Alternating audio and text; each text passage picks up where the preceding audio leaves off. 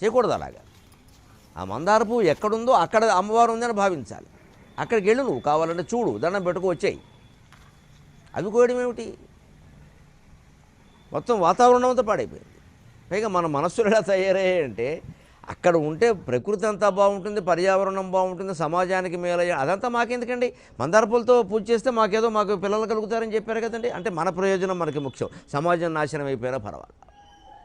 ఇవాళ మొత్తం సమాజంలో వ్యక్తికి, వ్యవస్థకి కష్టాలు సంప్రాప్తించడానికి, మొత్తం మునిగిపోవడానికి సిద్ధంగా ఉండడానికి, అంతేకాదు భయంకరమైన వైరస్సులు వ్యాపించి లక్షల మందిని మింగేస్తూ ఉండడానికి ఈ పర్యావరణం నాశనం కావడమే కారణం. ఎక్కడా ప్రకృతికి సంబంధించి ఏ నియమాన్ని మనం పాటించట్లేదు. అసలు మనలో సామూహిక భావన, సామాజిక బాధ్యత అనేవి లేవు. పోనీ ఇంగ్లీషులో చెబితే అర్థమవుతాయేమో. కలెక్టివ్ ఫీలింగ్ లేదు, సోషల్ రెస్పాన్సిబిలిటీ లేదు, సామూహిక భావన లేదు మనకి. నేను, నాది.